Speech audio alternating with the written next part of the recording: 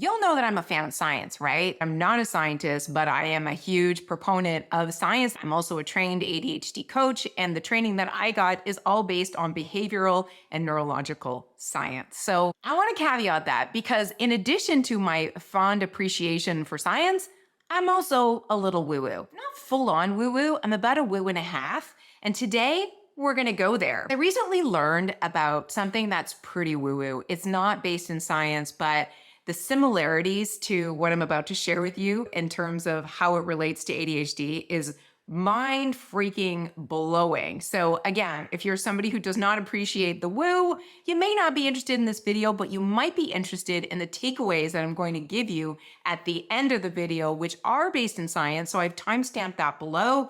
But if you're curious about the woo, as I am, then stick around because we are going to get into some really fun stuff. And if you're new here, my name is Kara McGill. I am a certified ADHD coach. I have ADHD, and I am 100% here for the busy, ambitious brains who want to get schnizzled on, but don't necessarily know how to harness their energy. And the reason I wanted to share this topic today is because there are a lot of parallels with how ADHDers can best manage their energy that has been grounded in science. So it's just a fun spin on things that I think you'll find fascinating. So about a year ago, I learned about something called human design. I am not an expert in it. I know about this much of it, but what I'm going to share with you today is the most fascinating part as far as I'm concerned as an ADHDer.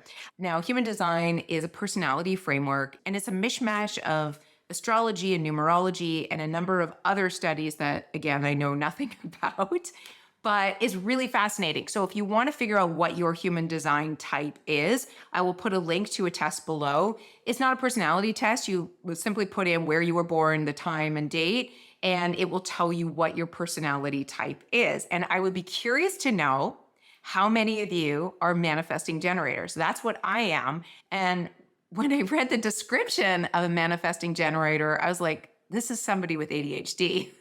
So I'm so curious, if you do decide to do the test, come back here and tell me, do you have ADHD and are you a manifesting generator? I am so curious to see how close those profiles are aligned. But at any rate, let me just read you a little bit of a description of what a manifesting generator is.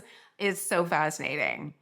Manifesting generator archetypes are multi-passionate, multi-hyphenated individuals with a ton of varying interests and a lot of energy. We're also a subtype of the generator profile, with fundamental differences being that we have deep, multifaceted desires, while generators tend to have more pointed focus.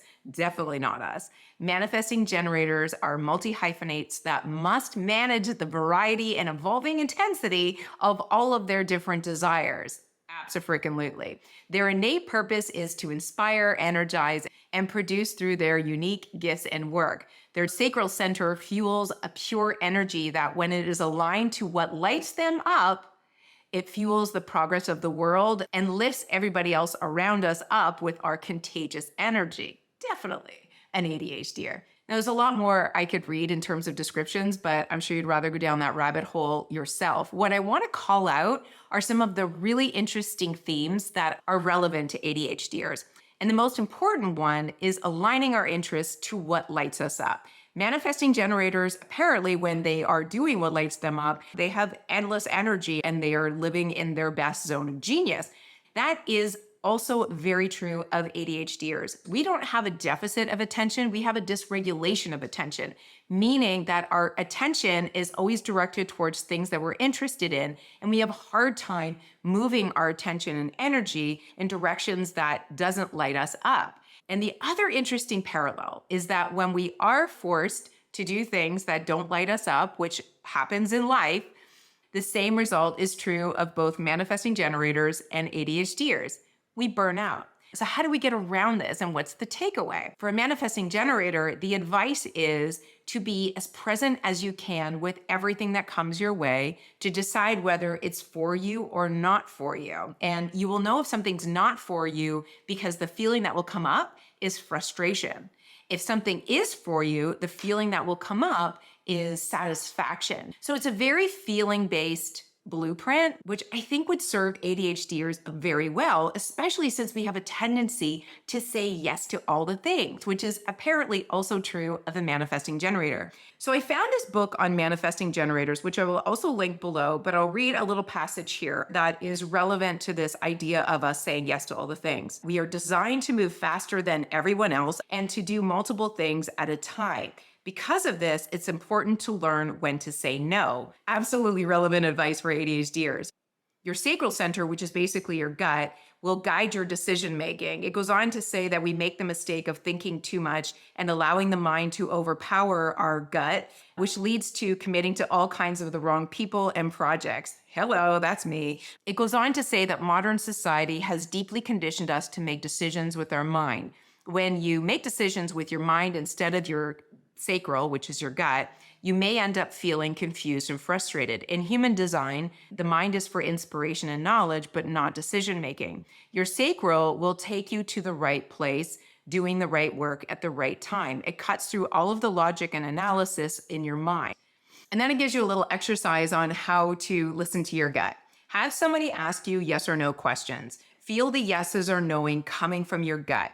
Try answering in the form of or nah, and start by practicing with easy questions. Let the sound rise up like an involuntary reflex.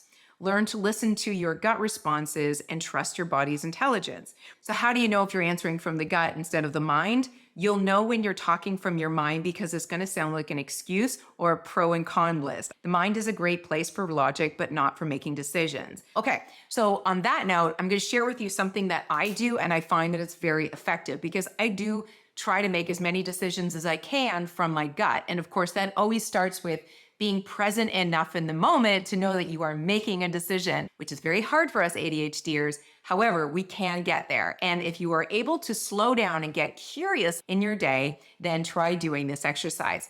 First, I want you to get an idea of what yes or no feels like in your specific body.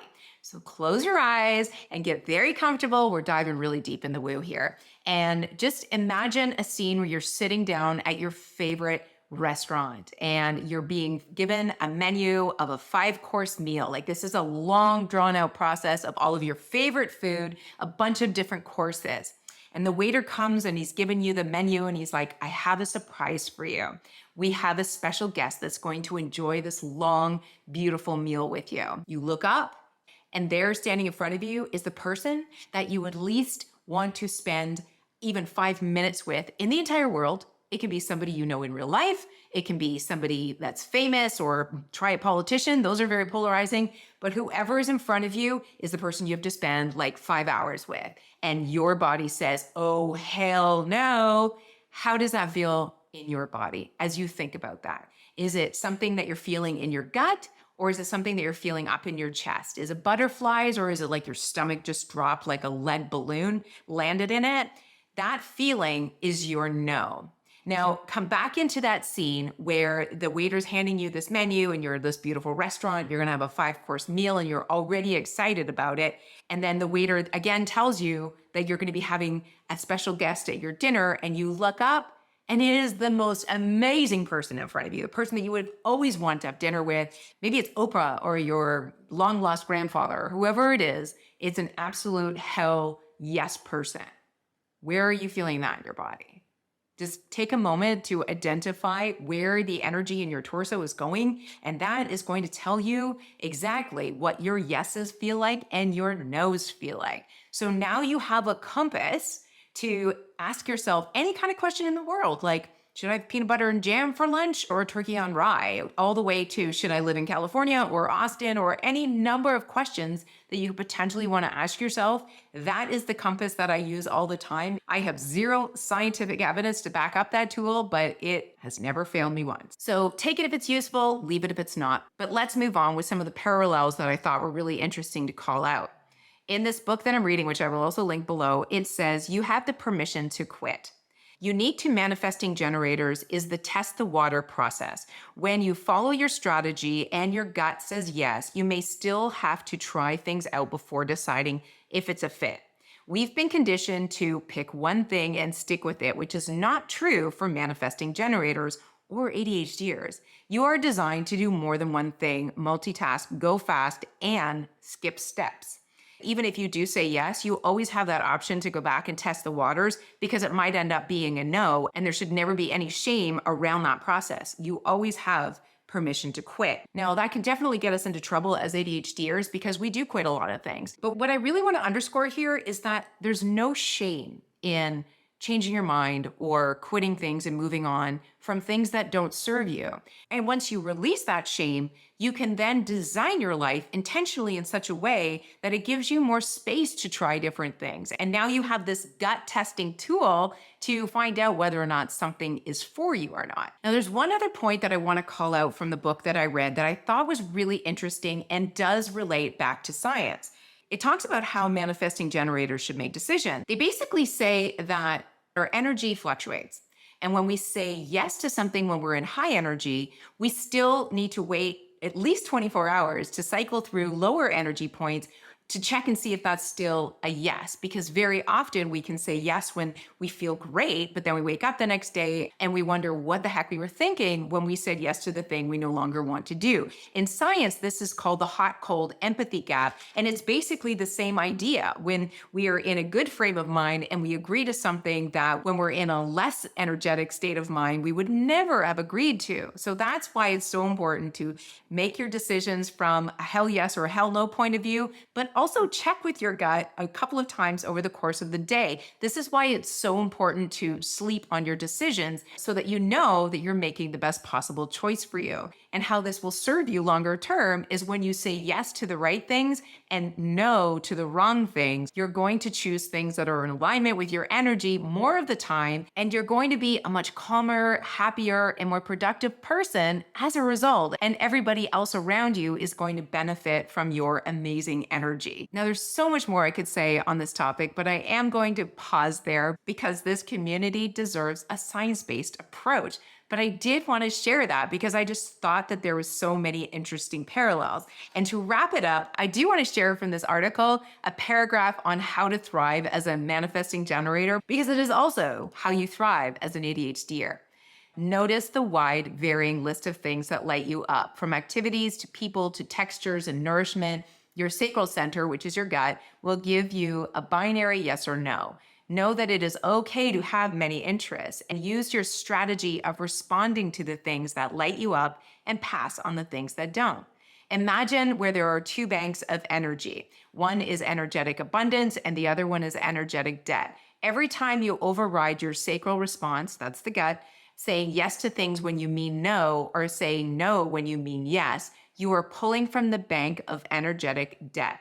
The goal is not to be in debt or break even, but to live in abundance. If this means sometimes doing things that don't light you up for a bigger cause, that is your choice to make. When something doesn't light you up, walk it back to your why of why you're doing it. Dishes might not light you up, but the responsibility of living in a clean home probably does. Some actions that don't light you up will serve the bigger picture of what does. And I just thought that was a brilliant takeaway to wrap up this video and just inspire you to look at your life, every aspect of your life, from your environment to the people in your life, to your health and to the things that you do in your day, and ask yourself, does this light me up or not? And I acknowledge that as adults, we have a lot of things in our life that are responsibilities that we can't just walk away from because they don't light us up. But I would also argue that there's a greater percentage of things in your life that are in your life by choice. And it's up to you to choose something different if it no longer lights you up or drains your energy. So on that note, I hope you thought this topic was interesting. If you like this video, please like it, hit subscribe, and I will see you in the next video. Bye for now.